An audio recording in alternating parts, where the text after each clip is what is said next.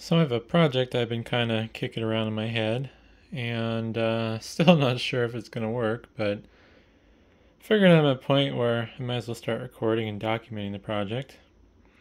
So what you see here is the empty shell of a Dell PowerEdge R520, but you'll notice there's some funny things about it, like this motherboard. Also has power supply.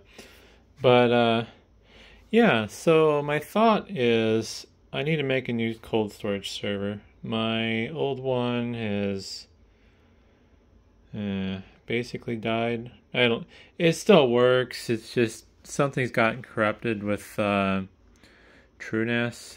I tried doing a replication task, and it said I didn't have enough space. And I believe it's because I don't know what the right terminology is. There's like temporary files or whatever that's stuck in the system, so it can't replicate, even though there should be enough space. Part of that, I believe, is my fault, since I only turn the thing on when I want to replicate and I don't leave it running all the time. But I was kind of annoyed with the thing anyways, because it was 4U, it had no rails, and when I need to service it, it was always a pain. I could use a Dell R520, but my thought process is I don't want to wait for it to post.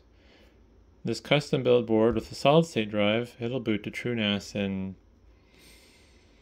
I don't know, maybe take a minute or so to the point where it's usable. And I thought it'd be kind of fun to repurpose one of these chassis.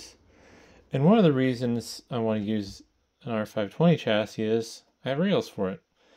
And I have plenty of 2U custom build chassis, but I don't have rails for them. And I found that anything custom built server wise, it's just a huge pain to get rails. Everyone has their own dumb little standard. The screw holes don't line up right. The width of the case might not work with the rails. It's a huge headache. So my plan is to build my TrueNAS box in this R520 chassis. And I've 3D printed a few things. This was featured in a video. I plan on using this as a way to connect the motherboard to the network, since the motherboard's going to be something like this inside the chassis. It might not even be screwed down, to be honest. I did 3D print a motherboard tray. I had to remove a couple of the mounting studs, so you'll notice a hole there that's jagged looking. Then that one there. Basically, I had to, like this little pin here, I had to grab a pair of pliers and kind of wiggle it around until the piece had come out, because it's press fit in through the bottom of the case. But this will kind of work. The standoff mounts aren't perfect. It really depends on the motherboard. So in this board here, there's going to be no support on either one of these holes. I could, or wait, no.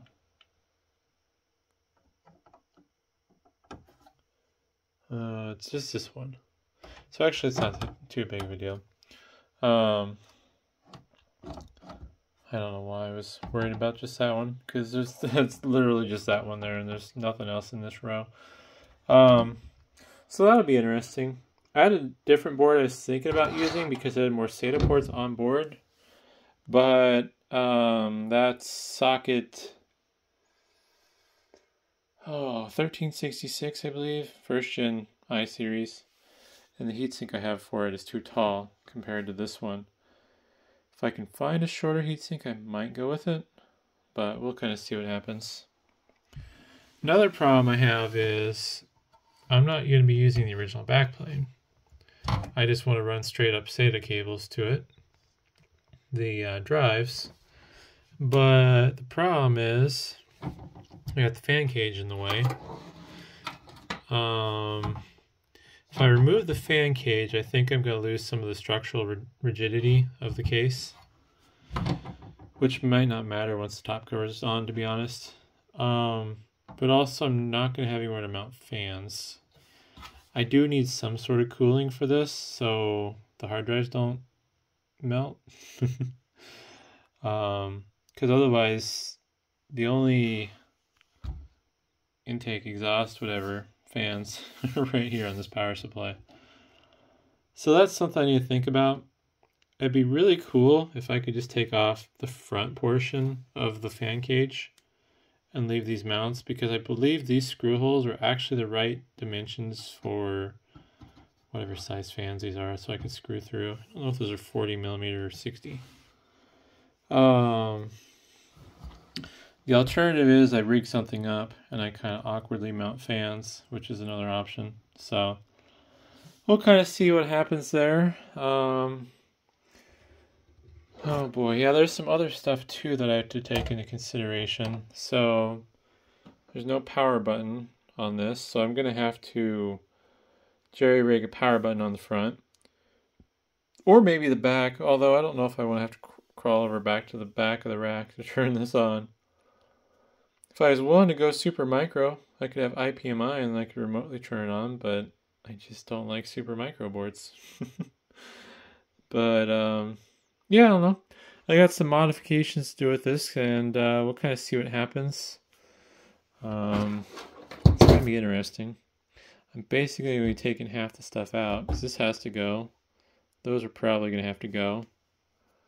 I'm going to be drilling holes, or cutting holes somewhere in here for my network cable, once I get that figured out. I'm thinking it's probably just going to poke over right here. But yeah, basically the end goal of this is going to be to have a custom mount, rack mount server chassis that actually has a nice set of rails. Which, yeah. But yeah, I don't know. We'll see what happens. Hopefully this project will turn out the way I envision it, but I still don't have a good picture in my mind. But either way, thanks for watching.